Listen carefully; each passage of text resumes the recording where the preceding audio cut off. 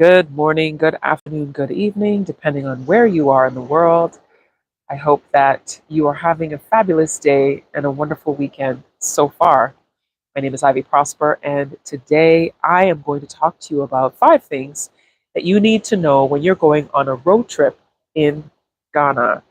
Doing a road trip is one of those things that is a lot of fun to do with your friends, family, or do solo if that's what you're looking to do.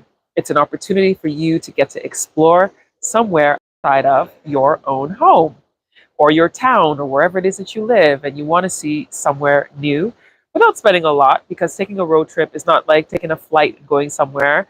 It's less expensive, and it's more convenient because you can leave when you want, as well as you can make stops whenever you want, where you want. And you can make a change of plans much easier than if you're taking a bus or a train or a flight somewhere. So road trips are not only flexible, but they're also very convenient.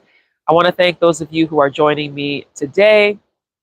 As I said, am talking about things that you need to know, 5 things that you need to know when taking a road trip in Ghana. With Ghana promoting domestic tourism, it's something that a lot of people are taking advantage of the opportunity to. All right, thank you. I'm at a restaurant right now, so my bill has come. I'm actually gonna give you cash, unless you have POS. Do you have POS? Then I will do that. So something to know in Ghana, when you pay for something by a card, they say POS. Let me know if you can hear me well. I hope you can. I've put a microphone on, so I'm hoping you can hear me clearly. I am by the waterfront, so I'm hoping the mic picks up my sound well enough that you're not hearing the waves too strong, so that it's not interrupting the sound. I'm trying to find my wallet now so I can make my payment for my breakfast. I had breakfast um, here where I am, and ooh, I hope I didn't leave my wallet. I am looking for my wallet. I thought I had my wallet. I got it. I got it. I got it. So I had breakfast here at Mabel's Table. Mabel's Table in Elmina. They have some really good breakfast food. Good breakfast food. I had some fish and some grits and eggs, and it's not too bad. It was pretty good. So I enjoyed my breakfast today. Did it go? Network issue? It delayed. Okay. So thank you all of you who've joined me today. As I mentioned, I'm talking about 5 things that you need to know when you're doing a road trip in Ghana. It is something that people often want to know. Please tell me where you're joining from, where in the world you are, so that I can know where you're joining me from. I'll show you a bit of my view here this morning, and you can see how lovely this is to see the oceanfront view. It's beautiful, beautiful, beautiful, beautiful view. Thank you so much, everybody who's joined today. Tell me where you are in the world, and I will greet you. So let me start with my first point. So my first point, and also don't mind me, I have a bit of a cold today. Yesterday I woke up with a sore throat, so I have a bit of a cold. So the first thing I want to talk about is when you're traveling on a road trip in Ghana, you should always make sure you have a first aid kit. Always have a first aid kit. Have the things that you need if there's medications you take, or just in case you're going to be sick. Um, Not that you're planning to be sick, but just in case something happens. Some band-aids, or Ghanaians call them, and British call them plaster. Keeping those kinds of things on you can be very helpful in case of an emergency, in case you need it. So um, if you're in rural areas especially, you'll find that it'll be difficult to um, find a store where you can get the things that you need. So if you carry the stuff with you in your luggage, then it's perfect. Thank you for joining me from Hamburg. I see Frank here has joined. Thank you for joining. Thank you. Can I keep this? All right, great. Thank you. For those of you just joining, I said I'm having breakfast at this restaurant, and so that's where I am right now.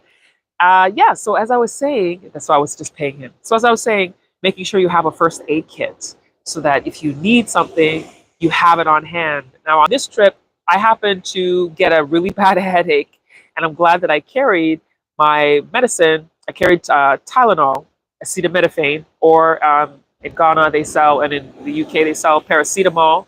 Um, and I carried that with me just in case of anything. And I just happened to need it because I had a really bad headache yesterday morning. So it was perfect that I had it with me. I even have band-aids with me in case I get a cut or anything like that. Make sure you carry the things that you might need in case you don't have access to it wherever it is that you decide to go in Ghana. Now, also be sure that when you're driving, check your car. If you are driving in a car, make sure that you have a spare tire because it can happen to anyone anywhere in the world. You can get a flat tire and then next thing you know, you don't have a spare because maybe you had a flat tire before and you forgot to get a new spare to put in there or something. Um, I was on a road trip recently and we had a flat tire on the bus. Thank God the bus driver and some of the men on the bus knew what to do and they changed the tire and then we were on our way. So make sure that you check your car, that you have all the things you need if you are the one driving. You have your spare tire because there's not an assistance service in Ghana, like how if you lived in the US or you live in Canada, there's like the AAA in Ghana, I mean in the US and CAA in Canada. So that's the Canadian Auto Association or the American Auto Association. Those kinds of things are not here. So it's best to be prepared just in case you run into any challenges on the road. And then the next thing is be prepared for police stops. Now, police stops in Ghana are not quite like having a police stop, let's say in America. You can end up having a lot of police stops in Ghana, especially at night or in areas that might be considered as being unsafe. Because it's unsafe because maybe there's robberies that happen there, there's pickpocketing, like you just never know in some of these areas. So police tend to have a lot of checks. They even do these checks to check your car, check your license, and all that kind of stuff. I was with somebody that they stopped the car because she didn't have these stickers on them. They're these reflective stickers that they expect you to have on your car on top of having backlights. They want you to have these reflective stickers on your car. So frequent police stops in Ghana are not going to be as scary as having police stops in places like America. You can be confident that you're going to come out of the interaction very safely. Even sometimes the officers might even joke around with you. I've had people complain about issues with police officers asking for bribes. That happens. You don't have to give them anything if you choose not to. I'm not here to condone or to reprimand people who choose not to do it. I'm just letting you know that it is something that does happen in Ghana. The other thing is always have some cash on hand. So right now I'm at a restaurant. I had some breakfast and I wanted to first pay with mobile money. So in Ghana, you have a mobile money system that you use your mobile device and you have an account and there's money in a wallet and you can use that money to make a payment. So I wanted to do that initially. Then I remembered that I didn't have enough in my wallet to make the payment. So then I asked him if I could use my debit card. In Ghana, when you want to use your debit card or your credit card, you have to say you want POS. That's how people will understand it. So I wanted to do that. So then he came and took my card, and then the network was bad. So the network wasn't connecting when he was trying to connect it to make my card payment. So then I used cash. I happen to have cash on hand. So make sure you always have cash on hand because sometimes you run into these situations where you're not able to pay with cash. Yeah, so that is a lesson. So let me go back to the chat to see who's here. Honorine is watching from the UK. Thank you so much for watching. J Vibe is watching from Ivory Coast. Thank you so much for joining in. I appreciate you. So I'm gonna, for those of you in, I said I'm at a restaurant. You can see this is my view right now, view of the ocean. As I have my breakfast. Actually, very late breakfast because it's after 1 in Ghana time now. So I'm sitting here, had my breakfast, and now I decided to do this quick live stream to give you tips on what you need when you're doing a road trip in Ghana, things you need to know. Because sometimes you embark on a journey, and then you don't think about some things. You may be so excited that you just jump in the car and you start driving, you go somewhere. So it's a good idea. Frank says most Ghanaian drivers have a spare tire in the car, their cars and trucks. Perfect. And Honorine says, I'm jealous. Lovely view. Thank you. Yes, it's a great view. And I love the sound of the ocean too. It's very, very, very calming. Um, it's something that I find de-stresses. So I like sitting by the ocean to have something to eat. So that's what I've done today. So thank you everybody who's joined me. This is a quick live stream. I just wanted to give these tips because I am on a road trip, and it's there's some challenges that are faced when you're on a road trip, and then I just thought I would share some of the tips that you might need to know if you do road trips in Ghana. It's very helpful. Because these are things that maybe you already know, but sometimes in the spur of the moment excitement, you just hop in the car and you start driving and you forget about some of these things that you need to do when you are on a road trip. Now, something that I want to also mention is with going on road trips, if it's an overnight or a few nights and you're staying in a hotel, it's very important that you check all of the things about that hotel before you go and book it, because there could be some things that may not be comfortable for you, and things that you're looking for. So it's very important that you check into those things, and then you ask them if it's a budget hotel or if it's a 1-star, 2-star, 3-star. A budget hotel usually is going to be less amenities than 1-star, 2-star even. So it's a good idea that you check into those things, because you could end up in an uncomfortable situation for yourself if you don't have all of the things that you want, right? So I actually just even came from a longer road trip traveling through the north of Ghana, Upper East, through the north, through the Ashanti region, through the Bono East region, Central region, and it was quite it was quite a journey, and tiring too. So the other thing that you should do on a road trip in Ghana, the fifth thing is, when you are going on a road trip, prepare for the fact that there are not very many public rest stops for washrooms on the roads in Ghana. So it's something that can be challenging, especially for women.